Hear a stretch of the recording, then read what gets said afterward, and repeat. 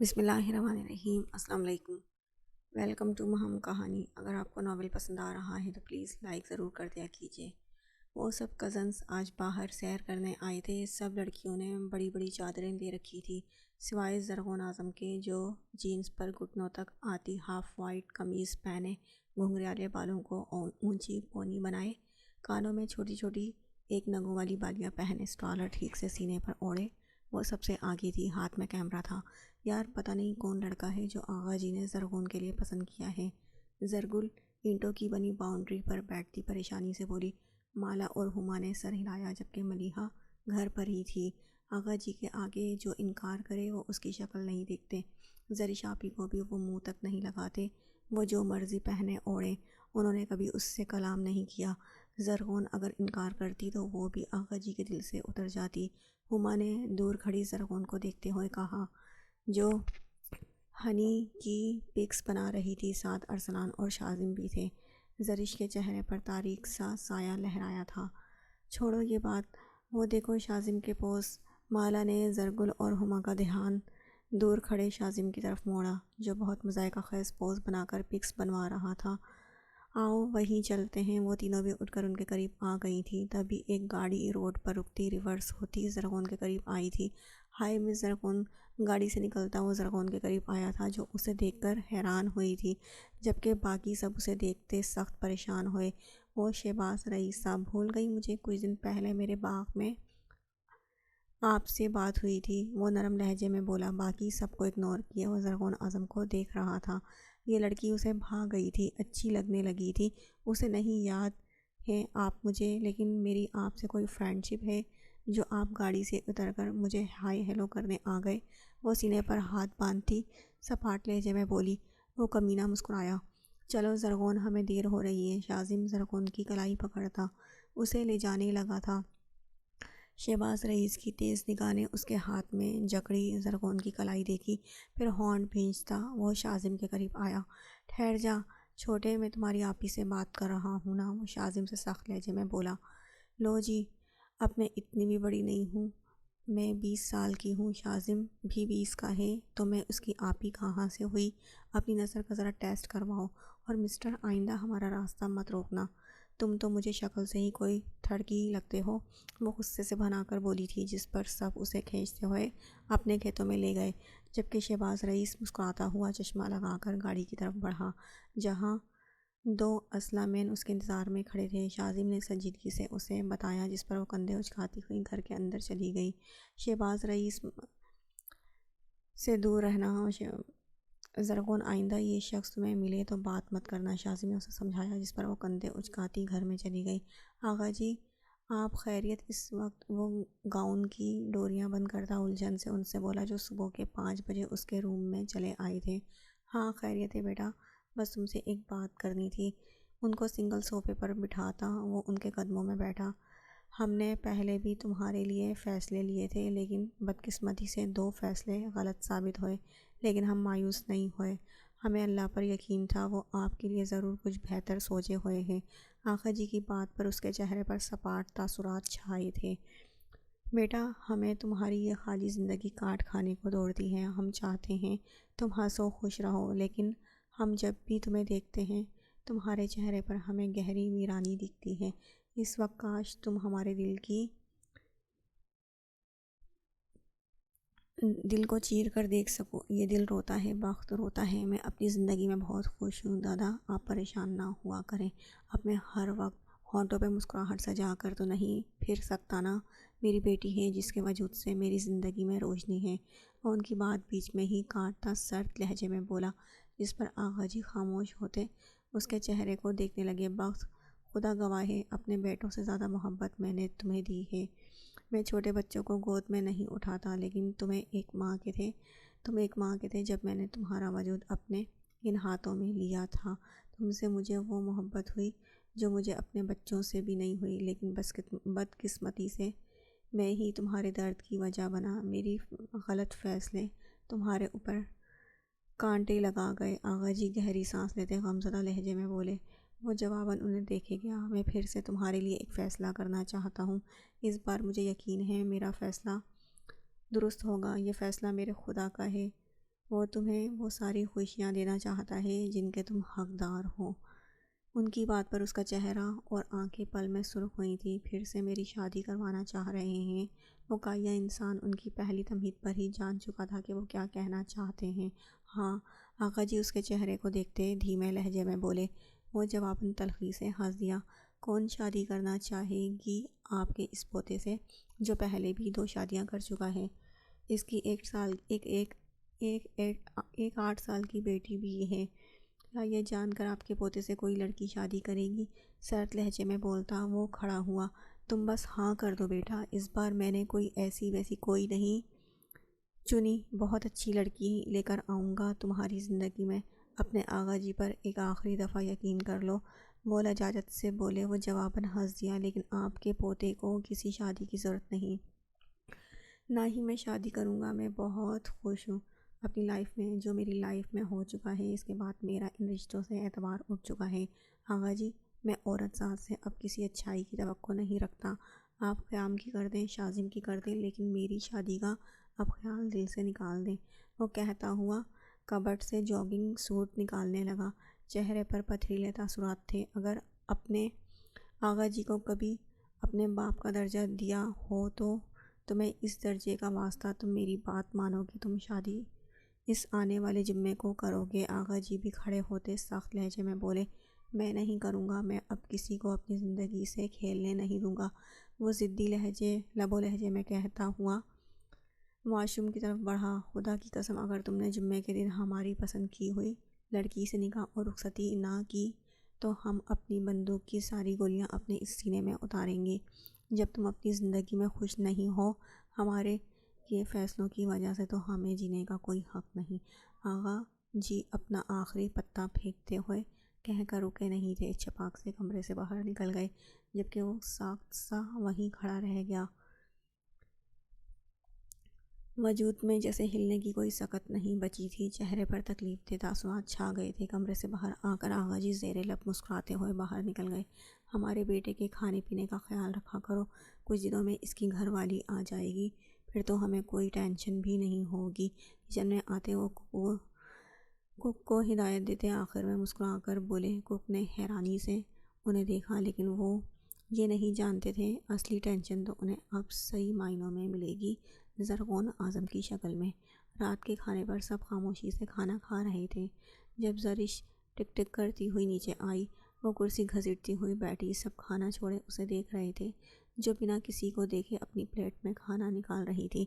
سڑی ہری مرچ، زرغون منہ بنا کر بولی، جس پر ہنی نے اسے زور سے کونی ماری تھی، جبکہ آغا جی اور رقیہ بیگم اپنا کھانا ادھورا چھوڑے ڈائننگ ٹیبل سے اٹھ گئے تھے۔ اب سب ان کی طرف متوجہ تھے۔ منیب لاشاری بھی اٹھ کر اندر چلے گئے تھے، جبکہ سنبل اپنے شوہر کو کوس کر رہ گئی تھی۔ بیٹی سے زیادہ انہیں بھتیجا اور چاچا پیارے تھے۔ زرش بیٹا تم کھانا شروع کرو، میں نے تمہارے لیے فروٹ ٹرائفل بنائی ہے، یہ کھاؤ تم۔ سنبل بیگم اس کی پلیٹ میں فروٹ ٹرائفل نکالتی میٹھے لہجے میں بولی۔ انہیں اپنی یہ بیٹی بہت لاڈلی تھی۔ باقی سب پھر سے کھانا کھانا اسٹارٹ کر چکے تھے۔ یہ کیا مسٹری ہے؟ زرغون مالا سے بولی۔ دھیرے دھیرے آپ کو سب پتہ چل جائے گا، مالا نے ویجیٹیبل رائس کھاتے ہوئے اسے جواب دیا، جس پر وہ منہ بسور کر رہ گئی۔ رات کی واک کرتی وہ اچانک سے ہی باہر نکل گئی تھی۔ ارد گرد کچے مکان بھی تھے تو پکے بھی، گھروں کے آنگن میں لگے درخت، اوپر صاف آسمان۔ ایسا موسم بھلا آسٹریلیا میں کہاں تھا؟ وہ ہاتھ سینے پر باندھے اشتیاق سے کچے مکان دیکھتی چلتی جا رہی تھی۔ گاؤں بہت بڑا تھا، گلیوں میں سناٹا سا چھایا ہوا تھا۔ گھروں کی دیواروں سے جھانکتی زرد روشنی نے اندھیرے کو کسی حد تک کم کر دیا تھا۔ وہ چونکی تھی اچانک سے اپنے سامنے آتے وجود کو دیکھ کر۔ آپ مجھے یوں اچانک سے اس ویران راستے میں مل گئیں، وہ مسکرا کر بولا۔ وہ ناک سکوڑتی، سر نفی میں ہلاتی جلدی سے اپنے گھر کی طرف جاتے راستے پر مڑی۔ ہائے میں شہباز، میری خوش قسمتی کہ میں نے آپ کو یاد کیا اور آپ سامنے آ گئی، وہ مسکرایا۔ وہ ناک سکوڑتی گھر کے راستے پر مڑی۔ مس زرغون کیا آپ مجھ سے شادی کریں گی؟ وہ اس کے سامنے اتنا وہ اس کے سامنے آتا اس کے ہوا سے اڑتے گھنگرارے بالوں کو دیکھتا شدت سے بولا، واٹ دا ہیل از دس؟ تم ہوش میں تو ہو؟ ایک دو بار تم سے بات کیا کر لی تم نے تو سیدھا شادی کا ہی پرپوزل دے دیا، اپنی حد میں رہو۔ اچھے تو تم مجھے پہلے بھی نہیں لگتے تھے، ویسے تم مجھ سے بڑے ہو، اور دوسری بات میری شادی ہے جمعے کو، مسکرا کر کہتی وہ تیز قدموں سے اپنے گھر کی طرف جاتی سڑک پر دوڑی تھی، جبکہ وہ ساکت کھڑا مٹھیاں بھینج کر رہ گیا۔ نانا زرغون اعظم، تمہاری شادی صرف اور صرف مجھ سے ہی ہوگی، کسی دوسرے کو ہمارے بیچ آنے پر موت کی سزا ملے گی۔ نفرت سے بڑبڑاتا ہوا وہ دور کھڑی اپنی گاڑی کی طرف بڑھا تھا۔ پاپا مما نے آج مجھے دیکھا لیکن بن مجھے پیار کیے آگے بڑھ گئیں، وہ مجھ سے ذرا بھی پیار نہیں کرتی۔ میری فرینڈز کی مما کتنا پیار اور کتنا خیال رکھتی ہیں ان کا۔ ہنا اذلان کے ساتھ بریک فاسٹ کرتے ہوئے منہ بسور کر بولی۔ ہاف فرائی ایگ کا نوالا اپنے منہ کی طرف لے جاتا وہ ساکت ہوا تھا۔ فورک پلیٹ میں رکھتا وہ اپنی بیٹی کو دیکھنے لگا، جن کی شکل ہو بہو ان جیسی تھی۔ ہنا، آپ کے صرف بابا ہیں، آپ کے بابا آپ سے کتنا پیار کرتے ہیں، کیا آپ کو مزید کسی کے پیار کی ضرورت ہے؟ وہ اس کی طرف جھکتے ہوئے دھیمے لہجے میں بولے۔ جواباً ہنا مسکرائی، لیکن یہ مسکراہٹ اوپری تھی، اس کا بھی دل چاہتا تھا اس کے مما اور بابا اس کے ساتھ رہیں، خوش رہیں، ہنا سے ڈھیر سارا پیار کریں، لیکن وہ اپنے بابا سے کہہ کر انہیں ہرٹ نہیں کرنا چاہتی تھی۔ وہ سمجھدار بچی تھی۔ اذلان گہری سانس لیتا، ہونٹوں پر دونوں ہاتھ کی مٹھیاں بنا کر رکھتا، پریشان ہوا۔ وہ ایک ماں کی کمی پوری نہیں کر سکتا تھا۔ ہنا اب اپنے بابا کا موڈ ٹھیک کرنے کے لیے اسے اپنے اسکول کے بارے میں بتا رہی تھی۔ وہ بورڈنگ اسکول میں پڑھتی تھی، ہفتے کے دن آتی اور اتوار کی شام وہ خود اسے چھوڑ دیتا تھا۔ کیا فیصلہ کیا ہے تم نے؟ آقا جی نے اسے باہر جاتے دیکھ کر اس کے قریب آتے ہوئے پوچھا۔ سوری آقا جی، میں شادی نہیں کرنا چاہتا، 2 تجربے کافی تھے میرے لیے، اب مزید کی مجھے چاہ نہیں۔ آپ قیام کی شادی کروا دیں، اس کی ایج ہے شادی کی۔ براؤن شیڈ کے گلاسز آنکھوں پر چڑھاتا وہ بے مروتی سے بولا، تم جانتے ہو ہم نے تمہیں کیا کہا تھا؟ اگر تم نے جمعے کے دن ہماری پسند کی لڑکی سے شادی نہ کی تو ہم خود کو ختم کر لیں گے۔ آغا جی غصے سے بولے۔ وہ جواباً مسکرایا، جس پر آغا جی بھوکلائے۔ وہ مسکراتے ہوئے گاڑی میں بیٹھتا، بنا ان سے کچھ کہے وہ ڈرائیور کو گاڑی نکال لینے کا کہتا سامنے دیکھنے لگا۔ ڈھیر انسان، ہم بھی تمہارے دادا ہیں، شادی تو تمہیں کرنی ہی پڑے گی۔ آغا جی پریشانی سے بڑبڑائے، یہ قیام بھائی اتنے خاموش کیوں رہتے ہیں؟ گیلری میں کھڑی زرغون نے زرگل سے تجسس سے پوچھا، جس کے مسکراتے نقوش ایک دم سے سکڑے تھے، جسے زرغون نے واضح محسوس کیا تھا۔ وہ ایک نظر قیام کو دیکھنے لگی، جو بات تو اذلان بخش سے کر رہا تھا، لیکن نظریں زرگل کے چہرے پر تھیں۔ بتایا نہیں تم نے؟ زرغون نے شرارتی نظروں سے دونوں کو دیکھتے ہوئے زرگل سے پوچھا۔ یہ بچپن سے ہی خاموش اور خود پسند ہے، وہ تلخی سے بولی تھی، جس پر زرغون نے کچھ سمجھتے ہوئے سر ہلا کر نیچے دیکھا۔ گارڈن سے ہوتے بہت سے مرد آغا جی کی بیٹھک کی طرف جا رہے تھے۔ یہ لوگ کون ہیں؟ زرغون نے حیرانگی سے زرگل سے پوچھا۔ گاؤں کے معزز آدمی ہیں، کوئی بات ہو گئی ہوگی، آغا جان سے کوئی صلاح مشورہ کرنا ہوگا، زرگل نے کندھا اچکا کر کہا۔ اب اس کی بھی نظریں قیام پر تھیں، جبکہ اذلان بخت کے ساتھ نیچے جو جا چکا تھا۔ قیام بھائی، اس کھڑوس انسان کے ساتھ رہ رہ کر آپ بور نہیں ہوتے؟ ارے وہ تو بہت ڈیسنٹ ہیں، زرغون اس کی طرف آتے ہوئے بولی۔ اذلان اور زرغون کی بالکنی میں بالکل ساتھ ساتھ جڑی ہوئی تھی۔ قیام مسکرا کر سرنفی میں ہلا گیا۔ میں خوش قسمت ہوں جو ان سے کچھ نہ کچھ سیکھتا رہتا ہوں، وہ بہت اچھے اور انٹیلیجنٹ پرسن ہے۔ قیام جواباً فائلز وغیرہ اٹھاتا سنجیدگی سے بولا۔ انٹیلیجنٹ وہ کیا تھے؟ انٹیلیجنٹ تو میں ہوا کرتی تھی، اپنی یونی میں ہمیشہ اے گریڈ لیتی تھی، اس نے گردن اکڑا کر فخر سے کہا، لیکن بڑے بھائی نے اسکول میں ہمیشہ A1 گریڈ لیا ہے، انہوں نے اپنی اسٹڈی کسی کے پیسوں سے نہیں کی، وہ اسکالرشپ پر پڑھتے آئے ہیں۔ قیام نے فائلز سمیٹ کر اس کی معلومات میں اضافہ کیا، جس پر وہ ناک چڑھا کر رہ گئی۔ پھر تینوں چونکے۔ بیٹھک سے اذلان بخت کی بہت اونچی آواز آ رہی تھی، جیسے وہ بہت غصے میں ہو۔ خیام فائلز ٹیبل پر رکھتا نیچے کی طرف بھاگا۔ یہ اتنا چلا کیوں رہا ہے؟ زرخون نیچے کی طرف جھک کر دیکھتے ہوئے زرگل سے بولی۔ شاید کسی سے جھگڑا ہو گیا ہوگا۔ زرگل بھی ریکنگ پر ہاتھوں کا دباؤ بڑھا کر نیچے کی طرف دیکھتی ہوئی بولی۔ زرخون لوگوں کو غصے سے باہر نکلتا دیکھ رہی تھی جب بلیک سوٹ پر ہاف وائٹ شال والا مرد بہت غصے سے اپنے پورشن کی طرف بڑھا تھا۔ یار یہ اتنا غصہ کیوں کرتا ہے؟ زرخون اس کی پشت دیکھتی ہوئی بولی۔ بلا وجہ تو نہیں کرتے، کوئی نہ کوئی وجہ ہو گئی ہوگی۔ زرگل نے اس کی سائڈ لی تھی جس پر زرخون ناک سکوڑتی سامنے والی چھت کی طرف دیکھنے لگی جو آج خلاف معمول خالی تھا۔ وہ ایک دم مسکرائی جس پر زرگل نے حیرت سے اسے دیکھا۔ ہنی یہ دیکھو میرے انٹرویو کا لیٹر، کل مجھے سٹی ہاسپٹل جانا ہے، انٹرویو دینے میں جانتی ہوں یہ جاب مجھے ہی ملے گی۔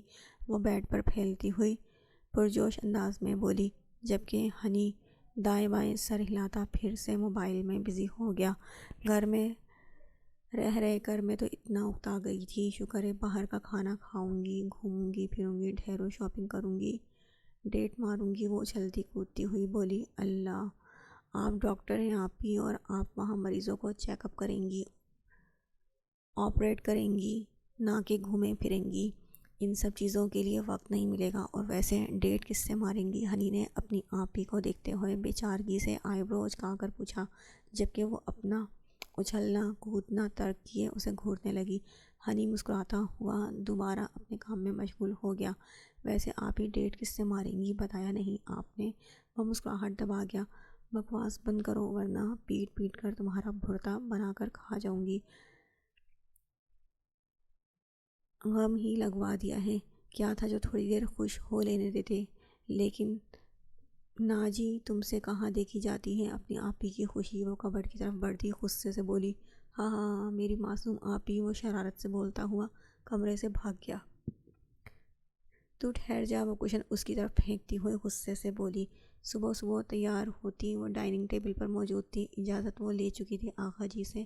آغا جی نے بھی اجازت دے دی تھی کہ 3-4 دن ہی تو رہ گئے تھے جمعہ آنے کو۔ رقیہ بیگم نے بھاری رقم دی تھی شہلا اور انیلا بیگم کو شادی کی تیاریوں کے لیے۔ انہوں نے اپنے بھاری گولڈ کے سیٹ بھی پالش ہونے کے لیے دے دیے تھے جنہیں دیکھ کر سنبل بی بی جل بھن کر رہ گئی تھی۔ مجھے چھوڑنے کون جائے گا؟ وہ تیار ہوئی سب کے سر پر کھڑی فکر مندی سے بولی۔ میں نے اذلان کو کہہ دیا ہے، اسے آج جلسے کے لیے لاہور جانا ہے، تمہیں بھی لے جائے گا، ویٹ کر رہا ہے وہ باہر۔ اعظم صاحب چائے کے گھونٹ لیتے اپنی بیٹی سے بولے۔ انہیں اور کوئی نہیں ملا تھا، اس سڑو کو کہہ دیا۔ وہ بڑبڑاتے ہوئے باہر آئی جہاں وہ گاڑی کے اندر بیٹھا گود میں لیپ ٹاپ رکھا چلا رہا تھا۔ پیچھے ایک گارڈ کی گاڑی بھی تھی۔ اس کے آتے ہی ڈرائیور نے اس کے لیے جلدی سے ڈور کھولا۔ وہ گاڑی میں اس کے ساتھ بیٹھی دروازہ بند کرتی اسے دیکھنے لگی جس نے ایک نظر تک اسے نہیں دیکھا تھا۔ وہ آج 2 پیس سوٹ میں تھا، وائٹ شرٹ کی سلیوز کونیوں تک موڑے، وہ انگلی ہونٹوں پر رکھے دوسرے ہاتھ سے ٹائپنگ کر رہا تھا۔ کی بورڈ پر اس کی انگلیاں تھرک رہی تھیں۔ اس کی ٹائپنگ کی رفتار دیکھ کر وہ حیرت زدہ سی رہ گئی تھی۔ وہ اچانک سے ہی سر اٹھاتا اسے دیکھنے لگا تھا۔ وہ جو سر جھکائے لیپ ٹاپ کی طرف دیکھنے میں مصروف تھی، اس کے سر اٹھانے پر شرمندہ ہو گئی۔ ٹائم دیکھ رہی تھی۔ اس نے جلدی سے اپنی صفائی پیش کی تھی۔ وہ طنز سے اس کی کلائی پر بندھی واچ دیکھنے لگا۔ اس کی نظروں کا تعاقب کرتی وہ مصنوعی کہا لگا گئی، اس واچ کا ٹائم خراب ہے۔ وہ نگاہ چرا کر بولی، تو پہننے کا فائدہ؟ ویسے موبائل پہ بھی ٹائم موجود ہوتا ہے۔ وہ باہر کی طرف دیکھتا سنجیدگی سے بولا۔ سڑو کہیں کا، غلطی ہو گئی لیپ ٹاپ دیکھنے کی۔ وہ غصے سے بڑبڑائی۔ لیپ ٹاپ بند کر کے بیگ میں رکھتا وہ باہر دیکھنے لگا۔ 8:35۔ وہ باہر دیکھتا سنجیدگی سے بولا تھا۔ وہ ناک چڑھا کر کندھے اچکا کر رہ گئی۔ ویسے مجھے آپ پر کچھ خاص سوٹ نہیں کرتی، نہ ہی شلوار قمیض۔ وہ اسے غور سے دیکھتی ہوئی بولی جس پر اذلان نے بھویں اچکا کر اسے دیکھا جیسے پوچھا ہو سیریسلی؟ میم آپ کا ہاسپٹل آ گیا ہے، ڈرائیور نے اسے مخاطب کیا۔ میرا نہیں ہے، میں کون سا اس ہسپتال کی مالک ہوں؟ کہو میم آپ کی منزل آ گئی ہے۔ تیز تیز بولتی وہ بیگ کندھے پر رکھتی باہر نکل گئی جبکہ ڈرائیور اور بخت ٹھنڈی سانس بھر کر رہ گئے۔ وہ جب تک ہاسپٹل کا دروازہ پار نہیں کر گئی وہ وہیں رہا۔ اس کے اندر جاتے ہی ڈرائیور کو گاڑی سٹارٹ کرنے کا اشارہ کرتا وہ دوبارہ لیپ ٹاپ بیگ سے نکالنے لگا۔ زرغون اپنا انٹرویو کمپلیٹ کر کے ان کے سینئر ڈاکٹر کو آپریٹ اور باقی چیزوں کے بارے میں بتا رہی تھی جو انہوں نے پوچھے تھے۔ انہوں نے اسے اسی وقت فائنل کر لیا تھا اور ایک لیڈی ڈاکٹر کو اسے ہسپتال دکھانے کا بولا تھا۔ زرغون نے اپنا دن ڈاکٹر منال کے ساتھ ہی گزارا تھا۔ دوپہر کو وہ لنچ کرنے ریسٹورنٹ میں آ گئی تھی جو ہسپتال کے سامنے ہی تھا۔ گوشت کی ساری ڈشز آرڈر کرتی وہ ارد گرد بیٹھے لوگوں کو دیکھنے لگی۔ میں اکیلی اور یہاں سب کپلز اور فیملی کے ساتھ آئے ہوئے ہیں۔ ایک تو پتہ نہیں پاپا نے کون سا نمونہ پسند کر لیا ہے میرے لیے، دیکھا تک نہیں، اگر خوبصورت نہ ہوا تو میں بھی فٹ سے انکار کر دوں گی۔ ڈشز سے انصاف کرتی ہوئی وہ ساتھ میں بڑبڑا بھی رہی تھی۔ بل لے آؤ، ہاتھ نیپکن سے صاف کرتی وہ ویٹر سے بولی جو سر ہلاتا۔ اس کا بل لے آیا تھا۔ بھائی صاحب یہ آپ کس کا بل اٹھا لائے ہیں؟ کتنا کھایا ہوگا میں نے یہاں جو آپ 10,000 کا بل میرے ہاتھوں میں تھما رہے ہیں؟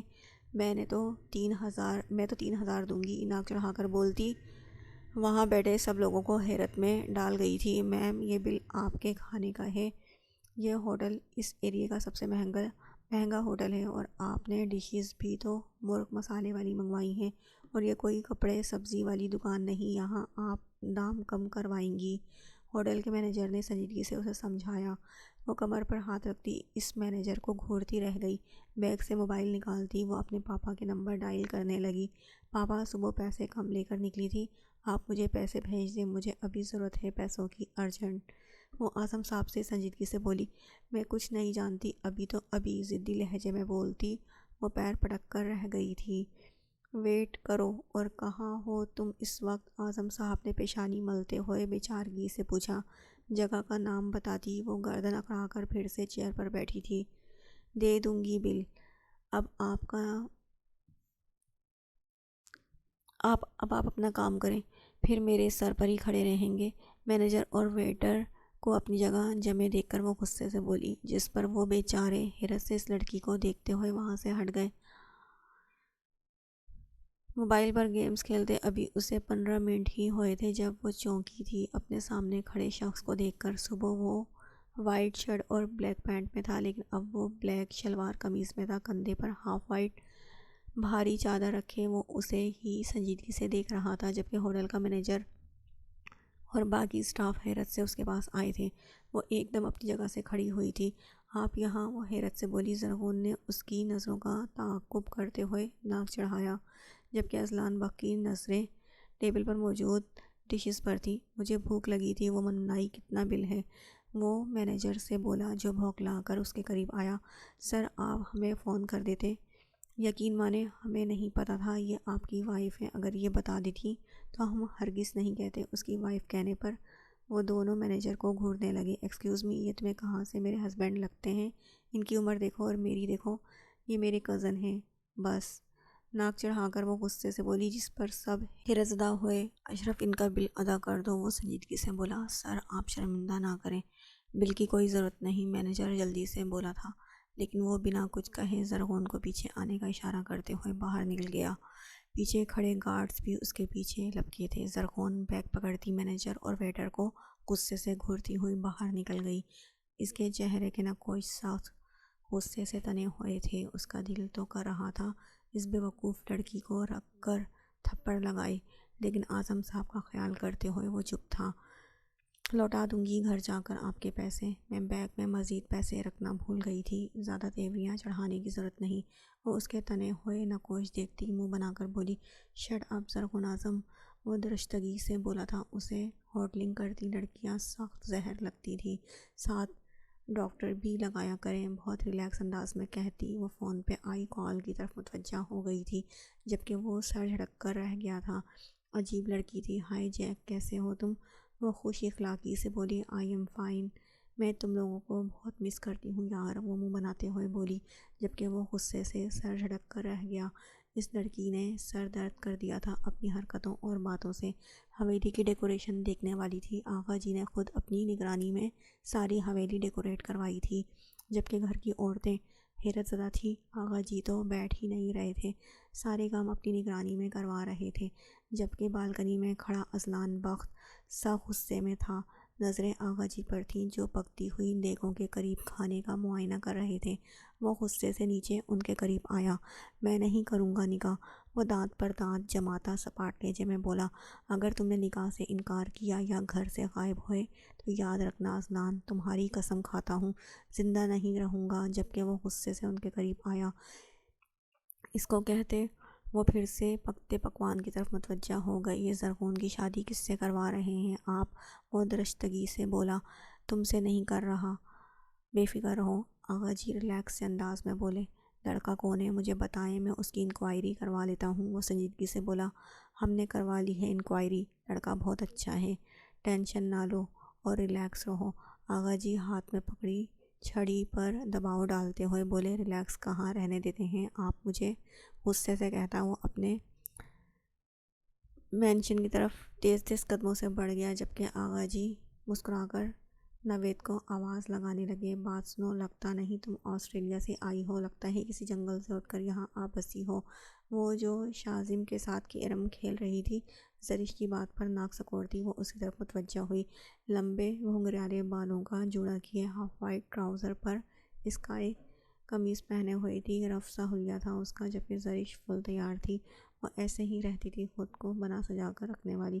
جنگل میں رہنے والوں کے بارے میں بڑا پتہ ہے آپ کو، کہیں خود بھی تو وہیں سے نہیں آ رہی؟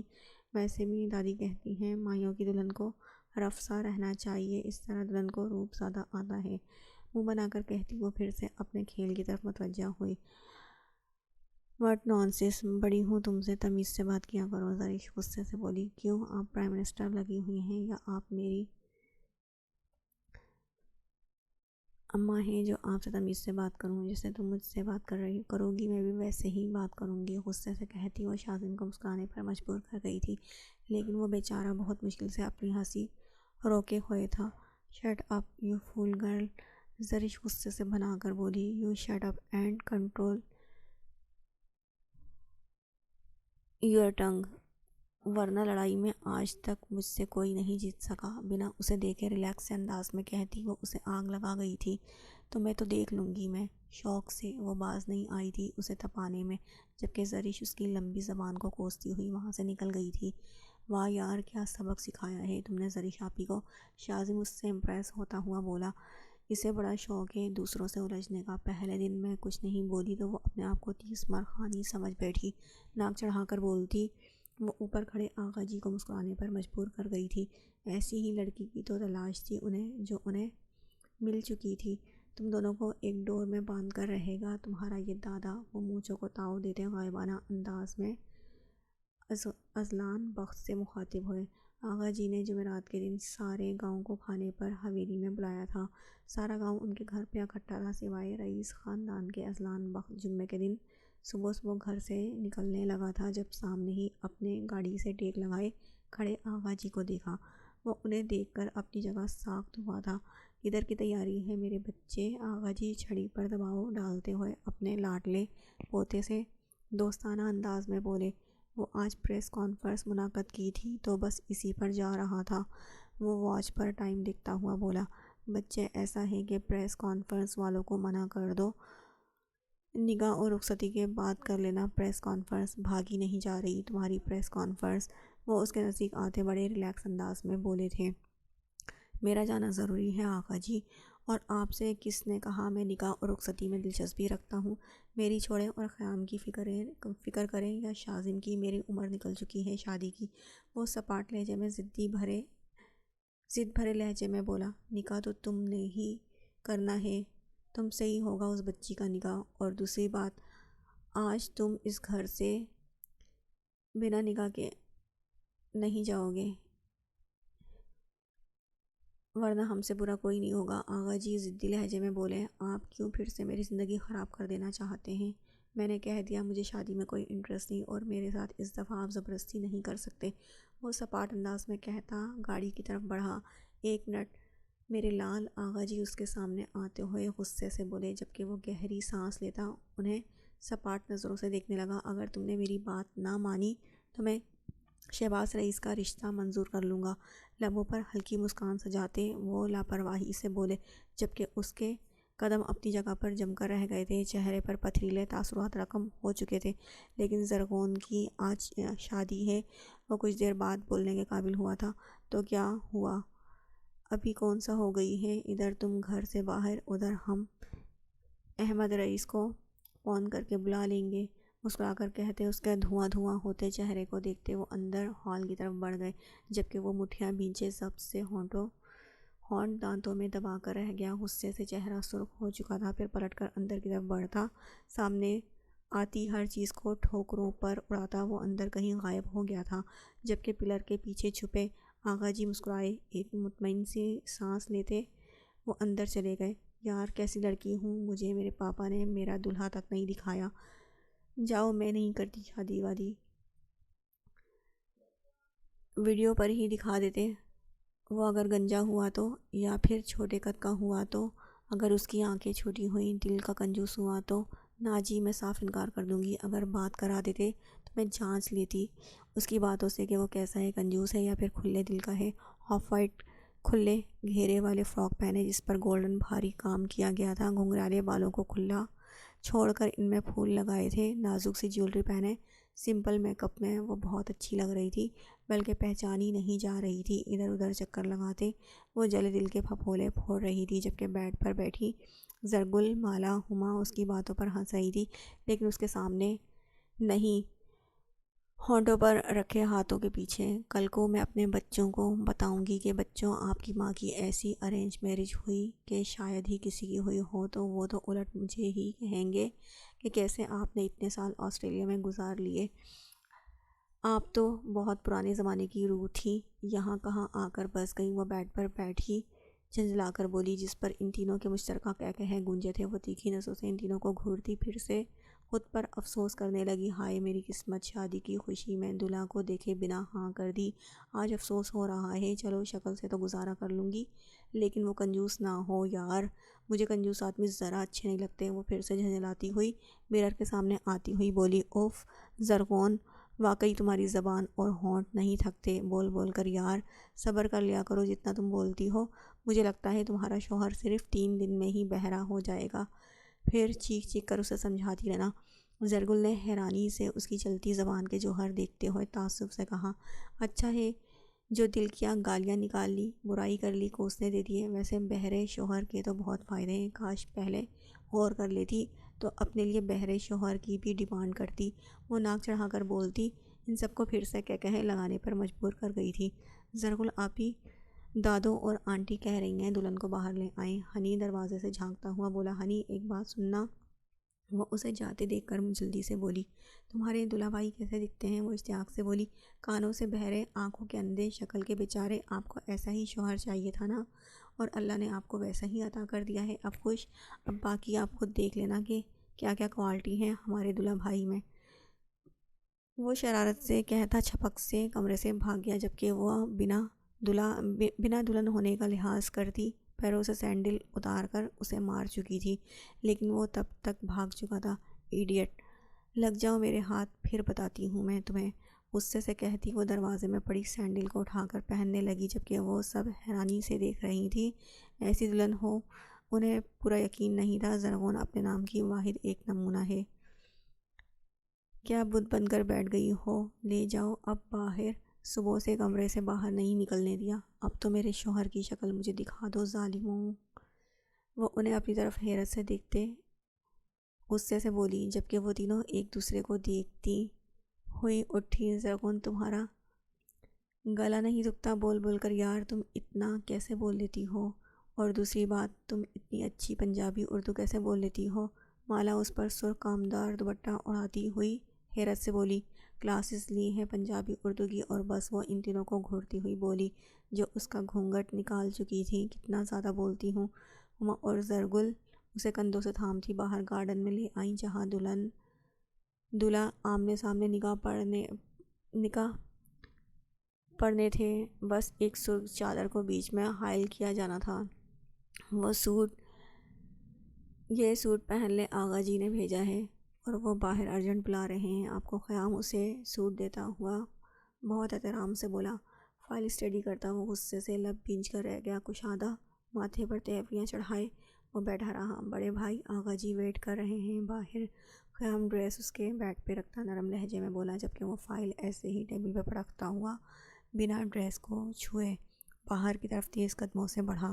خیام نے حیرت سے اسے رف سے حلیے کو دیکھا جو اجلت سے باہر نکل رہا تھا۔ خیام بھی بھوکلاتا ہوا باہر اس کے پیچھے دوڑا تھا۔ وہ بہت غصے سے گارڈن میں بنائے گئے اسٹیج کی طرف بڑھا تھا۔ یہاں اس کے سب چاچا آغا جی کے پاس کھڑے باتوں میں مشغول تھے، جبکہ رقیہ بیگم اسٹیج پر بیٹھی مہمانوں سے باتیں وغیرہ کر رہی تھی۔ چہرے پر آج ایک الگ ہی چمک تھی، خوشی تھی۔ پھر سب نے اسے دیکھا جو وائٹ شرٹ کے نیچے خاکی کلر کی پینٹ پہنے ہوا تھا، سلیوز کونیوں تک موڑے، بہت رف سے حلیے میں تھا، لیکن اپنے خوبصورت نقوش سے وہ اپنے خاندان میں سب سے الگ دکھتا تھا۔ 37 سال کی عمر میں بھی وہ 30 سال کا ہی لگتا تھا۔ اسے رشتوں کی کمی نہیں تھی، اس کے فینس میں لڑکیوں کی تعداد زیادہ تھی جو اس کی ایک نظر کے لیے ترستی تھی۔ زرغون کو تو ویسے ہی سب بوڑھے دکھتے ہیں۔ اپنے آگے اعظم صاحب اذلان کو دیکھتے ہوئے دل میں بڑبڑائے۔ آغا جی نے دانت پیس کر اس ڈھیٹ کو دیکھا۔ تم تیار نہیں ہوئے؟ مولوی صاحب آ گئے ہیں۔ آغا جی سرد لہجے میں بولے، پہلے مجھے آپ یہ بتائیں زرغون کا دلہا کہاں ہے؟ میں ملنا چاہتا ہوں اس سے۔ پینٹ کی جیب میں ہاتھ گھساتا وہ بہت تیکھے لہجے میں بولا تھا، بتا دیتا ہوں، تم پہلے تیار ہو آؤ۔ آغا جی نے سر پیٹ لینے والے انداز میں کہا، او سیریسلی؟ میرا سیاست میں ایک نام ہے، آپ کا پوتا پیٹھ پیچھے سازش کرنے والوں کو جان جاتا ہے۔ یہاں تو آپ نے میرے سامنے ہی یہ سب کر رہے ہیں۔ آپ کو لگتا ہے آپ کا پوتا احمق ہے؟ آغا جی مجھے آپ سے یہ امید نہیں تھی۔ سر جھٹک کر وہ بہت سرد لہجے میں بولا، البتہ ہونٹوں پہ ہلکی طنزیہ مسکان تھی جو وہاں موجود سب کو پریشان کر گئی۔ اذلان بیٹا بات سنو میری، تم۔ حبیب صاحب اس کا کندھا تھامتے ہوئے لجاجت سے بولے۔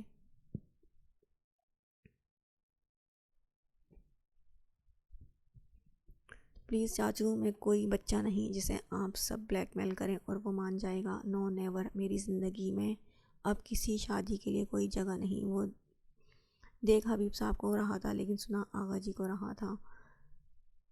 وہ ڈھیٹ تھا، اپنی مرضی کرنے والا، سب جانتے تھے، اسی لیے تعصب سے اب وہ آغا جی کو دیکھ رہے تھے۔ آغا جی میں چلتا ہوں، اور ہاں، کسی پسٹل کی گولی یا کسی اور سازش سے آپ کا بیٹا ایموشنل بلیک میل ہونے والا نہیں، مسکراتے لہجے میں کہتا وہ سیڑھیوں کی طرف بڑھا تھا۔ میرے راج دلارے، رکو تو ذرا۔ آغا جی کی سپاٹ آواز پر وہ گہرا سانس لیتا رکا تھا۔ شاذم اور ارسلان نیچے ٹیبل پر بیٹھے اذلان بخ کو دیکھ رہے تھے۔ انداز میں بہت محویت تھی، جیسے اذلان اور آغا جی کی بحث کا ہی انتظار ہو۔ ریڈ دوپٹے کے حالے میں سب کزنز اسے باہر لان میں لائی تھیں۔ سب اب دلہا کو چھوڑے دلہن کی طرف متوجہ ہوئے تھے جو بہت خوبصورت لگ رہی تھی۔ بھرے بھرے ہونٹوں پر لگی پنک لپسٹک اسے بہت خوبصورت بنا رہی تھی۔ سہج سہج کے قدم اٹھاتی وہ زرگل کو کندھا مار گئی۔ میرا دلہا تو مجھے کہیں نظر نہیں آ رہا؟ اس نے ارد گرد دیکھتے ہوئے دھیمے جھنجھلائے ہوئے لہجے میں پوچھا۔ زرگل اور باقی سب گھبرائی تھی، انہیں بھی آج صبح ہی اپنی امیوں سے پتہ چلا تھا کہ زرغون کا دلہا کون ہے۔ ان کو تو اس کی قسمت پہ رشک آیا تھا، لیکن زرغون کے ری ایکشن کا ڈر بھی تھا۔ اسے خود کو کم سن جبکہ باقیوں کو بوڑھا بنانے کی عادت تھی، اور یہ سب کزن جان چکے تھے کہ ہماری زرغون کتنی ایج کانشیس ہے۔ دکھ جاتا ہے پہلے اسٹیج پر، تو چلو پھر روبرو ملاقات کر لینا۔ مالا نے اسے اسٹیج کے قریب لاتے ہوئے شرارتی لہجے میں کہا، جس پر وہ ارد گرد دیکھنے لگی لیکن کامیابی نہیں ہوئی تھی۔ اذلان اسے دیکھ کر اب طنزیہ نظروں سے آغا جی کو دیکھ رہا تھا جو اس کی طنزیہ نظروں کو کوس کر رہ گئے۔ ہنی نے سرعت سے اس کا ہاتھ پکڑ کر اسے اسٹیج پر چڑھنے میں مدد دی اور چیئر پر آرام سے اسے بٹھایا۔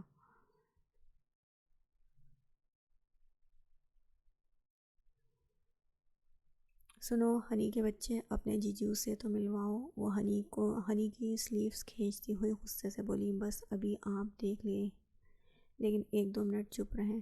ہنی کہتا ہوا کھڑا ہوا اور اپنے باپ کے پاس آیا جو زرغون کو دیکھتے پریشان ہوئے تھے۔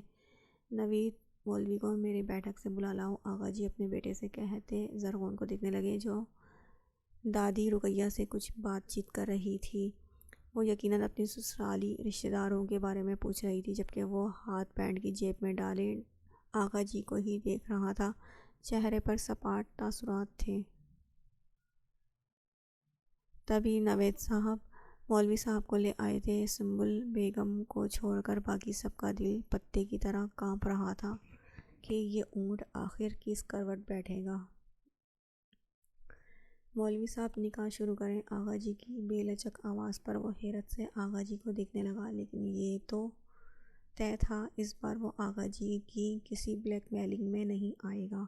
وہ دل میں پختہ ارادہ کردہ زرغون کی طرف متوجہ ہوا، جس کے پاس مولوی صاحب بیٹھ کر نکاح کا رجسٹر کھول چکے تھے، جبکہ زرغون بیزار سا منہ بنائے مولوی صاحب کو گھور رہی تھی۔ مولوی صاحب نے رجسٹر کھول کر پینسل سے کچھ نشانات لگائے، پھر اس کی طرف متوجہ ہوئے جو لپسٹک سے سجے ہونٹوں کو اوپر کی طرف چڑھائے انہیں غصے سے دیکھ رہی تھی۔ مولوی گھبرایا۔ مولوی کوئی 26 سال کا لڑکا تھا، اسے اپنے باپ کے بعد یہ گدی ملی تھی۔ اس گاؤں کے نکاح اب وہی پڑھاتا تھا، لیکن ایسی دلہن اس نے پہلی بار دیکھی تھی جو دوسروں کو چھوڑ مولوی کو گھورنے میں مصروف تھی۔ زرغون بنت اعظم آپ کو 1 کروڑ حق مہر سکہ راج الوقت اذلان بخت ولد خاقان کے نکاح میں دیا جاتا ہے، کیا آپ کو یہ نکاح قبول ہے؟ مولوی صاحب نے بلند آواز میں اس سے پوچھا، جو حیرت سے مولوی صاحب کو دیکھ رہی تھی۔ ایک بار پھر سے دلہا کا نام دہرائیے، وہ تیکھے لہجے میں بولی تھی، جس پر مولوی گھبراتا ہوا اذلان بخت لاشاری بول گیا تھا۔ ارے پاگل ہو، نام غلط بول رہے ہو، وہ حیرت سے چلائی۔ نام بالکل ٹھیک ہے میری بچی۔ اعظم صاحب کے کہنے پر مولوی کو چھوڑ کر حیرت سے اپنے باپ کو دیکھنے لگی، جبکہ چہرے پر واضح شوق والے تاثرات چھائے تھے۔ "What do you mean؟" وہ ان کی طرف آتی غصے سے بولی۔ اعظم صاحب گہرا سانس لیتے آقا جی کو دیکھنے لگے تھے۔ انہیں پتہ تھا اپنی ضدی بیٹی کا کہ اذلان کے لیے کبھی نہیں مانے گی، لیکن وہ اپنے باپ کے لیے یہ مشکل کام کر گئے تھے۔ اب سمجھ نہیں پا رہے تھے کیا کہیں کیا کریں جس سے وہ ڈھیٹ مان جائے۔